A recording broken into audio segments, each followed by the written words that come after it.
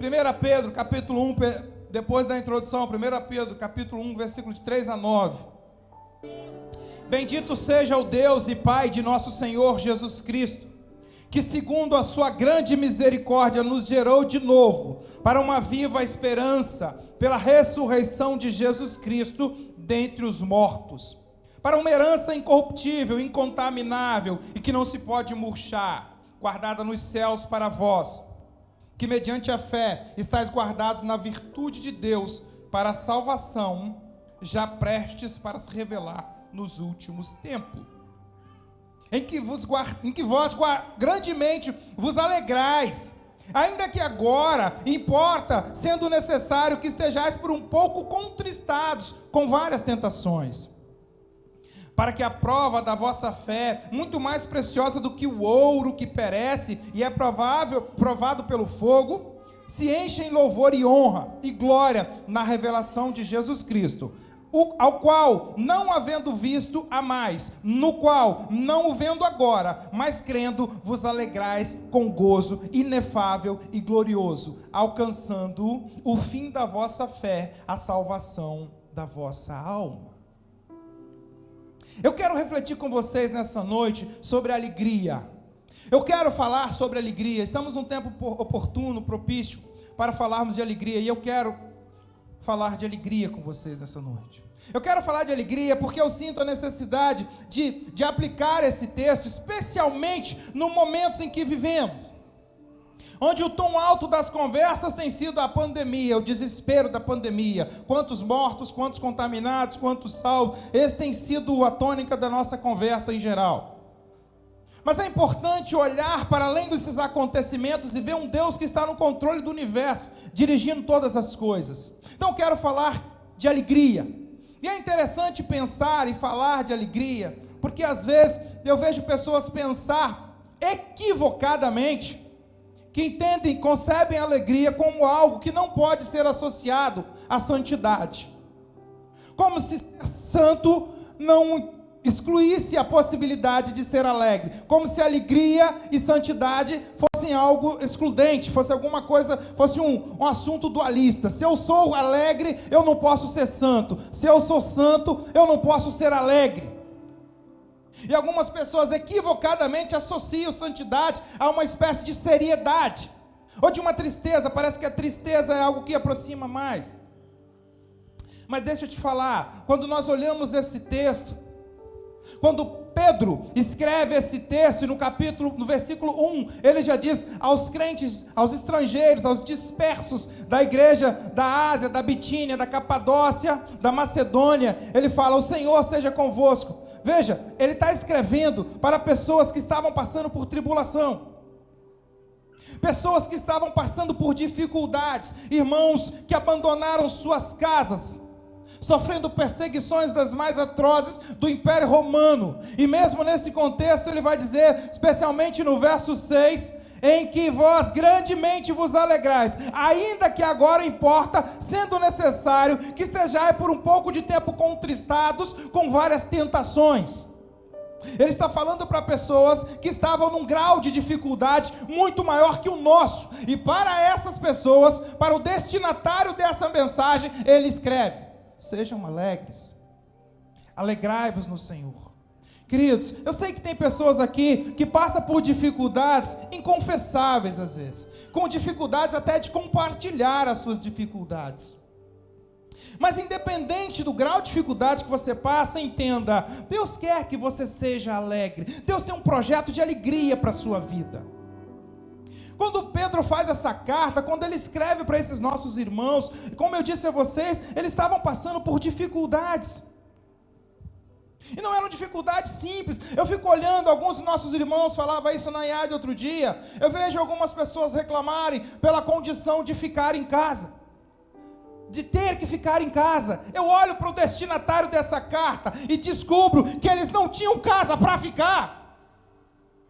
Para você que reclama de ter que ficar em casa, esses irmãos eram estrangeiros, não é porque estavam procurando um sonho, sabe, o American Dream, que era o sonho americano, ir para um outro lugar para viver, para ser rico, para ser próspero. Eles não estavam saindo de suas casas especulando uma melhor condição de vida. Eles estavam espoliados, eles estavam excluídos, expulsos de suas posses, passando por necessidade. E mesmo nesse calor, nessa temperatura ardente de provação, Pedro vai dizer para ele: alegrai-vos.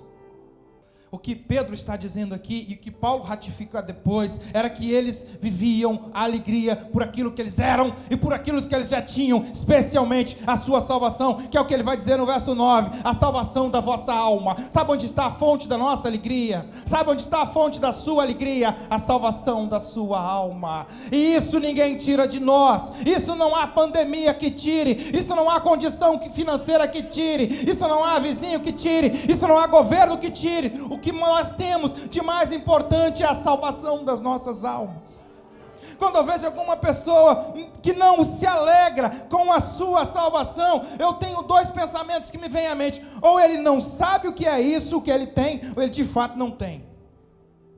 Porque, queridos, nós não temos nada perto em termos de importância. Nada que você tem, pense, faça ou é tão importante quanto a salvação da sua alma. E a proposta aqui de Pedro é: alegrai-vos com isso, com a salvação das suas almas. Eu não estou falando que salvação estará no ponto futuro, ou que alegria estará no ponto futuro, que você só vai se alegrar por causa da eternidade. Não, você vai se alegrar hoje pelo que você terá na eternidade. A proposta do cristianismo é vida plena, alegria plena. E ele não queria que você fosse alegre, ele queria que você fosse completamente alegre. Eu gosto da ideia de plenitude, especialmente no livro de João, no Evangelho de João. O Evangelho de João traz algumas verdades para a nossa vida, que às vezes nos atinge como se fosse um empurrão, para você acordar, para você despertar. O Evangelho de João, quando fala de vida, não fala de uma vida, ele fala: eu vim para que tenham vida e a tenham em abundância. Percebe? Não é uma vida qualquer. Quando ele fala de alegria, Evangelho de João capítulo 15, verso 11, ele fala: deixo-vos a minha alegria, para que essa alegria esteja completa. Veja, não está falando de uma alegria mais ou menos.